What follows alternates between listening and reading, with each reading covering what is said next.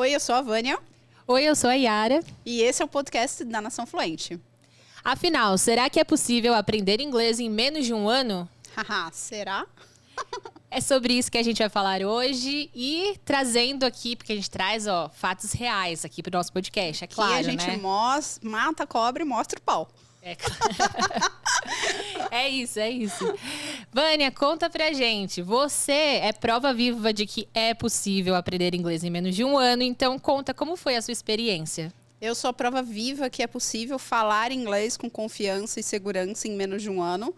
E eu não sou a única prova viva disso, porque ao longo da jornada aí desses últimos anos no projeto da Nação Fluente, outras pessoas também conseguiram atingir os seus objetivos com inglês. E eu não teria condições de falar.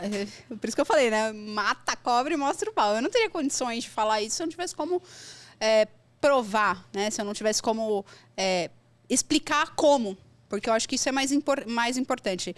A galera estuda inglês anos e anos e anos e anos e anos e anos e anos e mais anos e acha isso super normal, entendeu? É complicado. Uhum. E aí, você tem o método, a gente já conversou um pouco sobre ele, mas eu queria só que você aprofundasse um pouco mais. Você tem o que você chama aqui de... Vamos achar aqui. O raio-x da fluência. Uhum. Será que você pode explicar o que é o raio-x da fluência, para quem não conhece? Excelente pergunta. A gente precisa entender o seguinte, tá? Como que é possível aprender inglês? E aí, vamos lá, né? Deixa eu deixar claro uma coisa muito importante aqui. É possível eu sair do zero e me tornar... e ter uma proficiência avançada em inglês dentro de um ano? É relativo isso, porque depende de uma série de fatores, entre o raio-x nisso também. O que eu tô querendo dizer é que é possível a gente conseguir falar inglês com confiança e segurança em menos de um ano.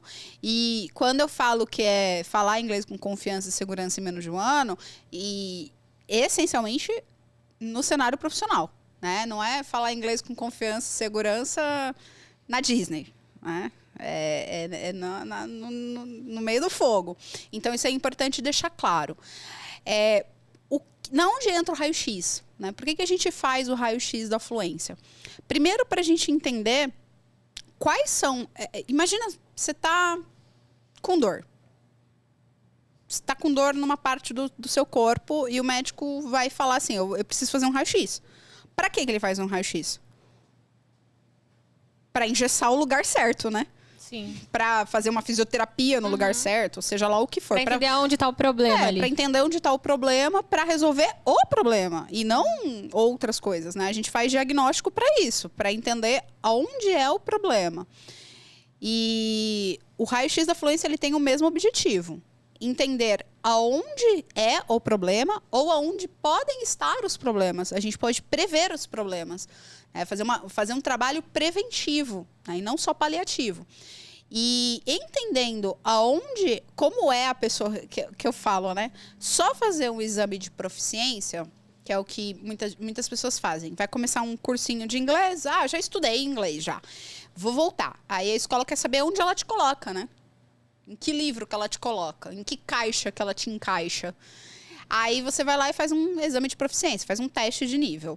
Isso não é suficiente para você ter resultado eficiente. Aí, de novo, se você quiser ficar um monte de ano lá estudando, tudo bem, né? O tempo é seu, o dinheiro é seu. Mas o ponto existe uma forma de otimizar esse processo. E uma delas é o raio-x. Qual é o ponto de melhoria? Qual é o ponto fraco daquela pessoa especificamente? Tem mais de 10 pontos no raio-x que a gente analisa para a gente focar nele.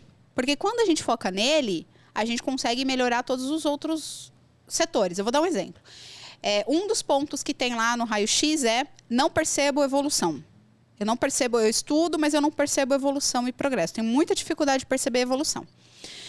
Um outro ponto do raio-x é eu não consigo pensar em inglês. Um outro ponto do raio-x eu não tenho certeza do caminho que eu devo seguir. Tem vários pontos do raio-x. Quando aí a gente fala, nossa, eu tenho dificuldade em todos esses pontos. Aí a gente mede, né, de 1 a 10, qual é essa dificuldade. Aí você olha todas as dificuldades, às vezes a pessoa está pontuando alto em várias dificuldades. Ela fala, tô desesperada, vou ter que me enfaixar inteira. Não, não. Um ponto que eu chamo de ponto de alavanca é capaz de melhorar todos os outros pontos. Só que a gente só consegue fazer isso depois que fizer o diagnóstico e o raio-x. São ferramentas, o raio-x é um ferramental que me ajuda dentro da metodologia a fazer com que a pessoa aprenda de uma forma mais eficiente, portanto, mais rápida. Bacana. E o GPS da fluência?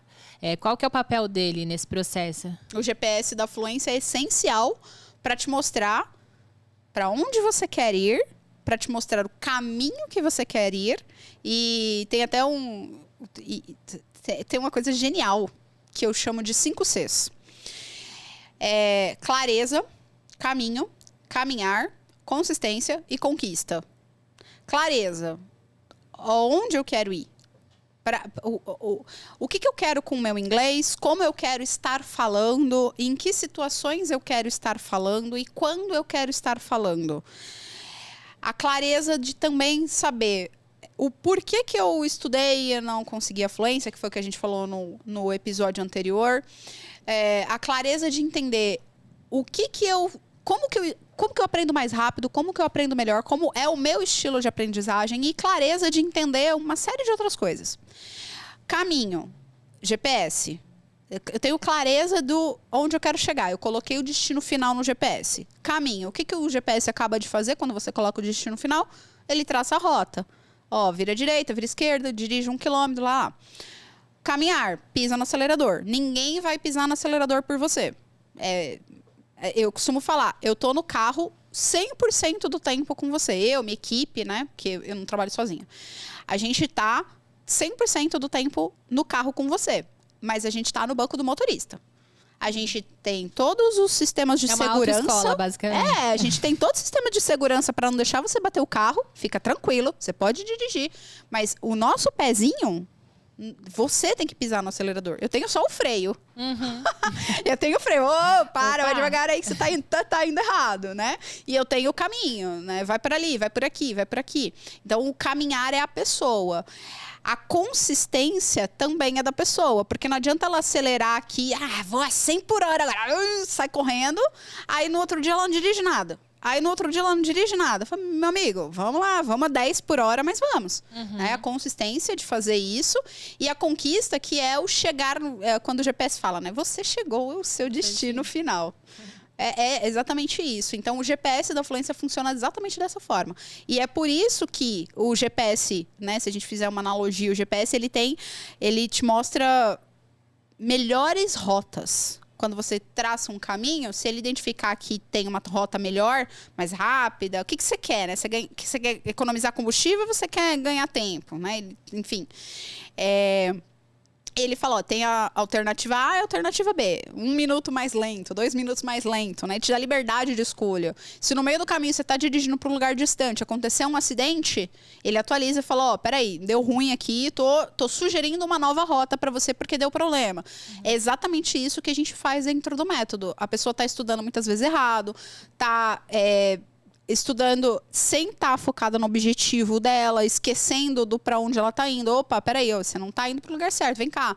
Então, o GPS serve justamente para isso. Entendi. Se a gente trouxer para a prática, por exemplo, você tem hoje muitos e muitos alunos, como eu falo, muitos depoimentos de sucesso, mas se a gente trouxesse para um exemplo, assim, de um aluno que você teve, o objetivo do aluno era participar de uma reunião, o objetivo era um cargo novo. Trazer, assim, para um exemplo prático da vida real que você teve aí, um aluno seu, e contando qual que era o objetivo e quais foram os desafios superados. Por você pegar aí um exemplo ou um exemplo que se repete muito dentre os seus alunos. Nossa, tem muitos, mas você tá falando, aí eu tô lembrando. Gente, nada contra o Harry Potter, tá? Antes que eu seja... gosto. Antes que eu seja cancelada nesse podcast, nada contra o Harry Potter, nada contra. É fofinho, eu gosto. Eu nunca li, mas tudo bem. Não, nada contra isso, é porque esse exemplo ele é icônico. as pessoas pensam que elas precisam estudar mais. Elas precisam fazer mais. Elas querem fazer mais. Mas eu tenho que estudar mais. Se tá estudando meia hora, eu tenho que estudar 1 hora. Não é necessariamente isso. Por que eu tô falando disso? O que tem a ver? O que Harry Potter tem a ver com isso? Teve várias situações, assim, de pessoas que estão estudando inglês. Por exemplo, eu tenho muito aluno da área de tecnologia. Muito. Não sei se é porque a demanda é muito mais alta, se porque, como eu fui da área de tecnologia a vida toda, acaba que as pessoas geram identificação, né? Aí teve um caso muito engraçado de um aluno, ele falava assim, Vânia, quando chega um e-mail, muitas vezes eu entendo a estrutura da frase e tudo, só que eu tenho que procurar muitas palavras técnicas. Eu não tenho vocabulário técnico da minha área, assim, que eu vejo que é coisa que repete muito, sabe? Eu falo, beleza, o que você acha que a gente tem que trabalhar? O que você gostaria, né, de trabalhar? Eu gostaria de melhorar o vocabulário técnico. Eu falei, bacana. E como que... Porque o processo de construção dessa rota no GPS, ele é uma via... a gente faz a 4 mãos. A gente não impõe nada para o aluno para que ele... Você tem que fazer isso, porque não funciona. Adulto não funciona assim. A gente tem que descobrir no aluno o que ele está disposto a fazer, o que ele gosta. Então, por isso que a construção não é, tipo, faça isso, aponta o dedo na pessoa e manda ela fazer isso. Eu, junto com ela, tento entender o que vai fazer sentido para ela, proporcionando clareza. Então, aí... E o que você gostaria de fazer nos próximos 15 dias? Vamos colocar uma meta para 15 dias? Para daqui 15 dias você não tá precisando mais usar o Google Tradutor para traduzir os seus e-mails? É um objetivo. Beleza, já, né? É um objetivo, é uma rota. Uma rota não, é um destino final lá na rota do GPS. Ele ficou empolgado, 15 dias, não precisar mais usar o Google para procurar? Falei, vamos, ele ficou empolgado. Tá, como que você... Né, óbvio, eu já sei o caminho das pedras. Falei, como que você acha que dá pra gente construir isso nos próximos 15 dias? Dentro da tua rotina, o que dá pra você fazer? Eu vou na hora que eu for descansar à noite, em vez de assistir alguma coisa na televisão, eu vou ler. Eu acho que a leitura pode aprimorar o vocabulário. O que você acha? Eu falei, eu acho que a leitura pode aprimorar o vocabulário, sim. Você tá fazendo input. Beleza. Eu falei assim, e você já tem material para ler? Já tem algum conteúdo pronto já para você ler? Ou você vai ter que fazer alguma pesquisa, né? Comprar? Não, eu já tenho. Eu vou ler o livro do Harry Potter. Ah, que legal. Tudo a ver, né? Com tecnologia. Tudo a ver. Eu falei... Só que aí a gente precisa entender, porque às vezes pode ter uma relação ali. Pode ter. Então eu não posso julgar, né? Eu falo, entendi. Só me explica uma coisa. O quanto você acredita que o vocabulário usado no livro para contar as histórias vai te ajudar a ter conhecimento dessas palavras que você vê no seu dia a dia? As palavras que você vê no seu dia a dia estão no livro? Não. Aí ele mesmo já, tipo, não. Então, não. Então, assim, olha, parece uma coisa boba de falar, né? Mas a gente vive fazendo as coisas no piloto automático o tempo todo. Eu dei um exemplo absurdo aqui do livro do Harry Potter, justamente para chamar a atenção, mas às vezes o erro não está tão evidente assim. Às vezes você está errando, você você acha que está fazendo certo. É um detalhe, né? É um detalhe. E você não está enxergando. Uhum. É importante usar o raio-x, o GPS, justamente para enxergar esses detalhes que fazem com que a pessoa fique sofrendo ali, andando em círculos com um problema que já era para ter resolvido a tempo. Sim. Que é simples. Às vezes faz toda a diferença. E aí ele foi atrás de um outro conteúdo da área dele? Como que foi? Ele foi.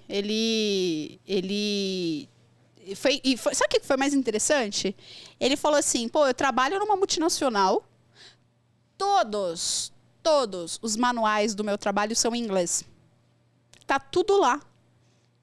Desde que eu entrei, nunca li aqueles negócios. Eu falei, você acha que ler aqueles manuais do teu trabalho, enfim, processo, governança, é óbvio que eu não sei que material que é, né? É interno da empresa dele, mas eu perguntei, você acha que esse material ele é específico da tua área e que ele pode te ajudar? Ele, nossa, total. Total, porque é justamente aquelas palavras que muitas vezes eu tenho dificuldade. Né? Então, assim, o negócio estava na cara dele. Sim. Né? E ele só enxergou isso depois que a gente fez esse processo da pessoa se autoconhecer, né? Auto-entender o que é que ela está fazendo. Então, se a gente for pensar de uma forma geral, eu quero aprender inglês de uma forma mais eficiente. Então, trazendo assim, para a prática novamente, eficiência. O que eu posso fazer para gerar mais eficiência ali no meu estudo de inglês? É sempre pensar que não é sobre estudar mais, não é sobre fazer mais. É difícil, mas muita gente confunde a palavra eficiência com fazer mais. E não é.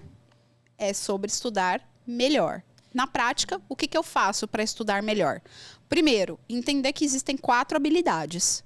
Não adianta só ler, não adianta só ouvir, não adianta só escrever, não adianta só falar. Até porque se a pessoa já é capaz de só falar, ela nem precisava estar assistindo esse podcast. Né? Se a pessoa é capaz de ouvir, é um exemplo que eu dou. Às vezes as pessoas são capazes conseguem ouvir um trecho de uma palestra no TED, ler alguma coisa e ela entende. Só que aí na hora de falar, se eu falar assim, ela assistiu um negócio, ela entendeu. Que tenha entendido 70%. Se eu falar assim para ela, resume para mim, em uma frase, o que você entendeu disso que você leu, assistiu, em inglês. A pessoa trava, buga, deu pane no sistema, alguém me desconfigurou. Tipo, travou. Por quê? Porque ela não praticou as 4 habilidades de maneira equilibrada. Esse é um dos pilares da eficiência. Tem vários. Né? O raio-x tem vários itens e para cada item do raio-x tem um pilar de eficiência. Um dos pilares de eficiência é disciplina e organização. Se a pessoa já é disciplinada e organizada, para que eu vou ficar trabalhando naquele pilar? Não tem sentido. Então, por isso que para cada um dos itens do raio-x tem um pilar. Tem ferramentas de eficiência. Então,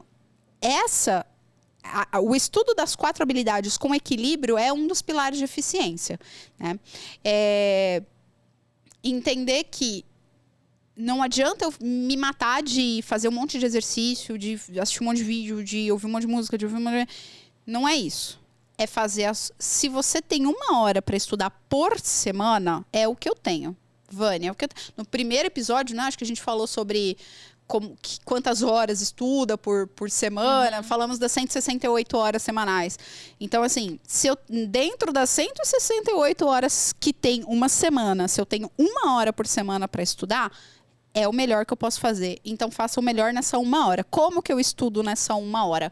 Equilibrando as 4 habilidades. Você não vai passar 1 hora lendo, não vai passar 1 hora escrevendo, tampouco falando. Se passar 1 hora falando, não precisava estar assistindo esse podcast, mas tudo bem. E ouvindo. Então, esse é um ponto. E um outro ponto, tem vários, de novo, sobre estudar com eficiência, mas para resumir, né, para esse episódio não virar um seriado do Netflix... um outro pilar importante é a avaliação do progresso. Eu tenho que ter, de forma muito clara, a percepção de que eu estou progredindo. E não é uma pessoa me falar. Não é eu fazer um teste e tirar um score X. Não é o professor dar um tapinha nas minhas costas e falar, parabéns, você pulou de nível. Não é isso. É a autopercepção de que eu estou progredindo. E essa autopercepção de que eu estou progredindo faz eu olhar para trás e falar, caramba, em 1 mês eu melhorei nisso e nisso e nisso. O que eu fiz para melhorar nisso e nisso e nisso que eu posso fazer mais? Aí vem a eficiência. Pelo que você está falando, então, vale muito a pena você parar para analisar, para fazer essa avaliação sobre você mesmo, fazer essa investigação. E essa organização também das ideias, dos pensamentos, não é um tempo perdido, né? É um tempo ali que é precioso, que vai te ajudar a ter mais eficiência. E essa questão que você fala muito também da escrita. Então, você acha que essas 2 coisas, a escrita e você fazer essa investigação, isso faz a diferença na hora do aprendizado? Escrever no papel, à mão, já é comprovado cientificamente por N estudos que é muito eficiente para o processo cognitivo. E várias outras coisas também, não é só para o cognitivo, não. Para várias outras coisas. Quando eu tô com... A nossa cabeça, ela funciona de um jeito, o nosso visual funciona de outro. Quando eu tô com tudo na minha cabeça, eu fico perdido. Eu falo, meu Deus, eu não sei agora o que eu faço, eu não sei para onde eu vou, eu não sei... E eu tô fazendo... A pessoa só vai fazendo, só vai. Parar, e como você muito bem falou, não é um tempo perdido. É o famoso afiar o machado, né? A metáfora aí, digita no Google. A metáfora do afiar o machado, né? Parar para afiar o machado, para numa machadada só derrubar a árvore, né? Não sair derrubando um monte de árvore igual maluco, né? Se eu pudesse usar o conceito de atirador de elite aqui, também usaria, assim, sabe? Não é sair atirando para tudo quanto é lado, fazendo tudo. Você tem uma bala, uma chance, e é isso. E aí ter as estratégias para melhorar a eficiência nisso é essencial. Muito bom. E na sua vida também, esse processo de criar o projeto, você falou que já trabalhava com um projeto, colocar no papel, isso fez toda a diferença. Eu queria entender como você fez, né? Na sua trajetória, você já era do corporativo e aí você tinha uma urgência de falar ali o inglês nas reuniões. E como que você fez na prática ali para conseguir, em menos de um ano, essa fluência?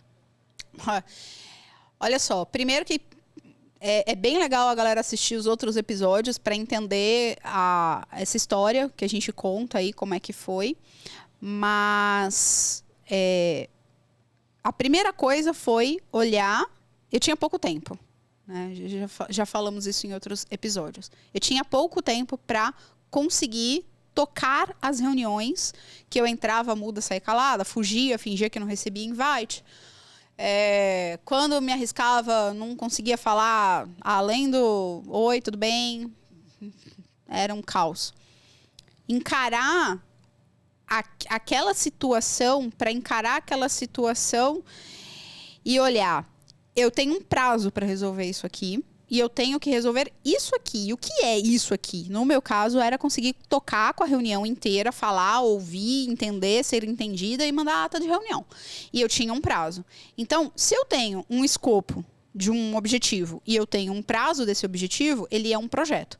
Se ele é um projeto, eu preciso transformar ele, moldar ele para que ele seja execuível. Eu olhei para o inglês e falei, cara, isso aqui é um projeto. Eu preciso atingir este objetivo. O que eu vou fazer primeiro? Sempre pega como que a gente faz isso na prática, né? É claro, não dá para ensinar gerenciamento de projetos aqui, né? Toda a complexidade de gerenciamento de projetos. Mas se a gente for pegar o grosso, o projeto tem marcos, milestones. Então, eu quero entender qual é o meu objetivo. Falar inglês na reunião? Fazer ata de reunião? Esse era o meu projeto, era o meu entregável final. O que tinha que ter acontecido um mês antes? O que tinha que ter acontecido 2 meses antes? E assim eu vou trazendo para a linha do tempo até a data de hoje.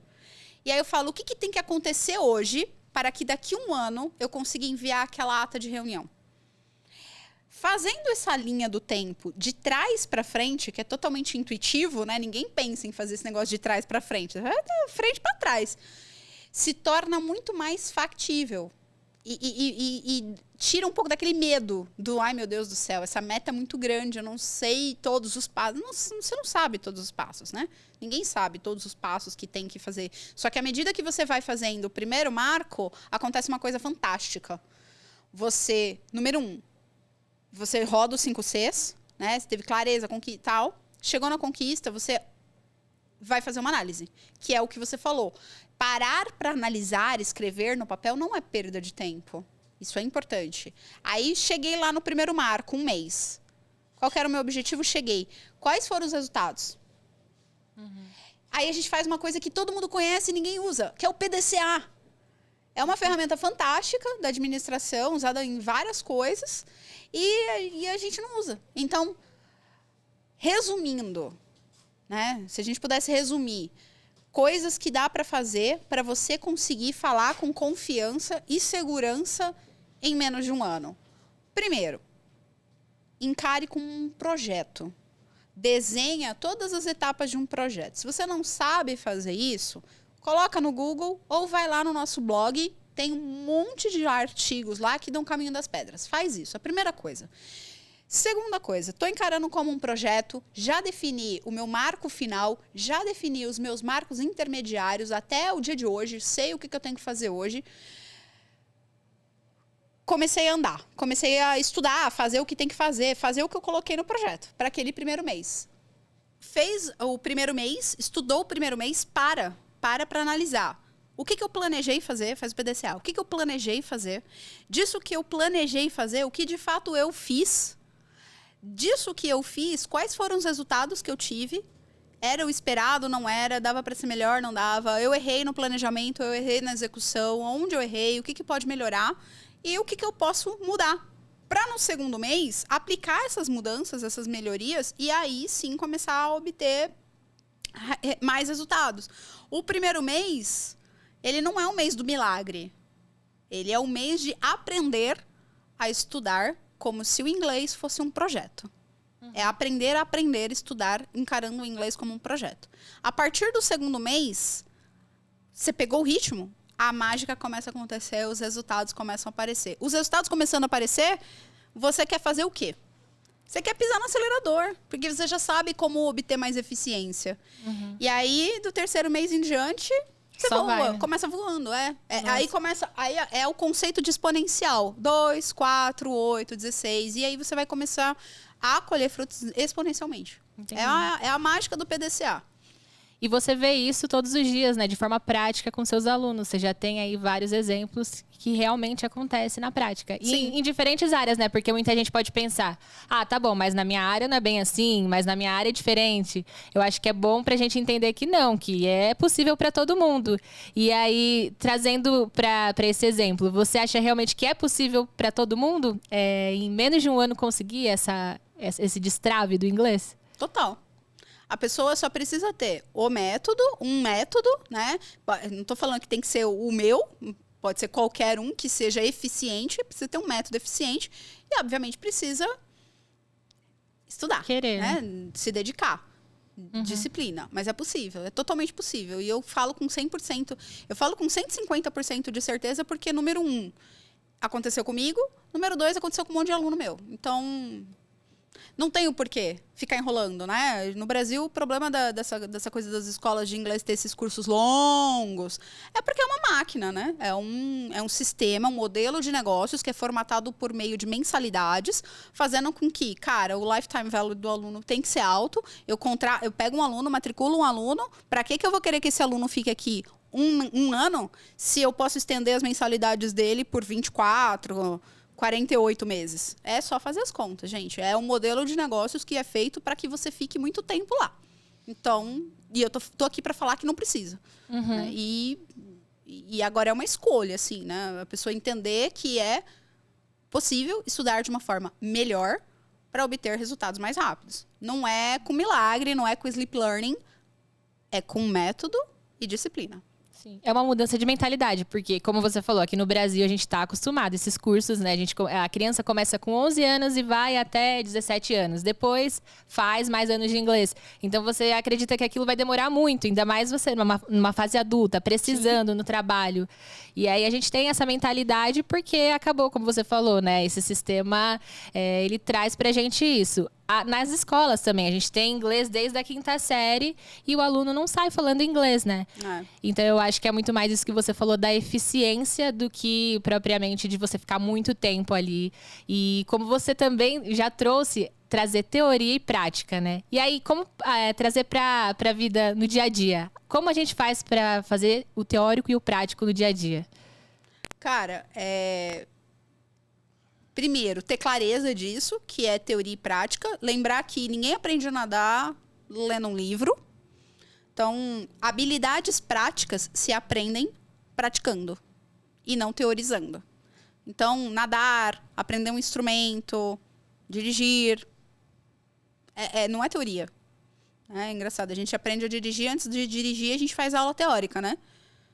Mas quanto tempo a gente passa na teoria e quanto tempo a gente passa na prática? É verdade. É muito mais na prática. O inglês não é diferente. Então, não adianta. Não é nos livros, não é enfurnado dentro de casa sozinho, fazendo as coisas sozinho, estudando teoria, que você vai se tornar fluente. É por meio da prática. Isso ter essa clareza já te coloca em outro nível, porque você tá lá estudando, você vai se sentir culpado. Falando, cara, eu tô estudando, eu tô na teoria. A Vânia falou coisa. Vai aparecer uma vozinha aí da sua consciência e vai te tirar dessa teoria para ir para a prática. Porque senão, beleza, você vai ter resultado? Sim, vai ter resultado, mas sei lá quando. Entendi. É 50% teoria, 50% prática ou tem um outro percentual? Muito mais prática. Poderia dizer que no começo, quando a pessoa está começando a estudar e pegar a manha e tal, seria uns 30-70. 30 teoria, 70 prática. Depois essa quantidade de teoria vai diminuindo cada vez mais. Caramba, legal. E para quem começou hoje, a partir de hoje, daqui a um ano eu quero estar falando inglês, eu quero minha meta ali de conquistar, de conseguir participar de uma reunião em inglês. Uma dica final, assim, que você falaria para essa pessoa como começar agora e o que fazer daqui para frente? Deixar um recado final para essa pessoa que quer daqui a um ano estar falando inglês. Sem sombra de dúvida, fazer o roadmap. Que é aquela linha do tempo que eu expliquei de trás para frente. Divide ela em meses. Pega um ano, 12 meses, 11 meses, 10, vem de trás. O que tem que ter acontecido tal data? O que tem que ter acontecido tal data? Para eu saber que eu estou mais perto da minha meta final. Aí depois você pega esse plano mensal e divide ele em quinzenal. E cria micrometas. Porque aí você vai ter metas de curto, médio e longo prazo. Olha que massa. Uhum. Essa é a coisa principal. Roadmap feito, impresso, colado na geladeira, caneta marca-texto, vai riscando à medida que vai atingindo os milestones. Assim, sem isso não faz mais nada, não adianta. Uhum. Isso é o mínimo. E a gente encontra isso no seu site, no Nação Fluente? Lá no site, no naçãofluente.com/blog. Tem um monte de artigo lá e um deles, com certeza, agora não vou lembrar qual exatamente, mas um deles, com certeza, a gente trabalha com isso. E aí a pessoa vai precisar, nesse momento, fazer a organização, se conhecer melhor, entender essas particularidades e buscar aí um curso, um método eficiente. E é sobre isso que a gente vai falar no próximo episódio, né? Exatamente, como escolher um bom curso de inglês. É isso aí. Então, esse aqui foi o episódio de hoje. A gente volta no próximo episódio com mais conteúdo sobre inglês. Até lá. Tchau, tchau. Tchau, gente.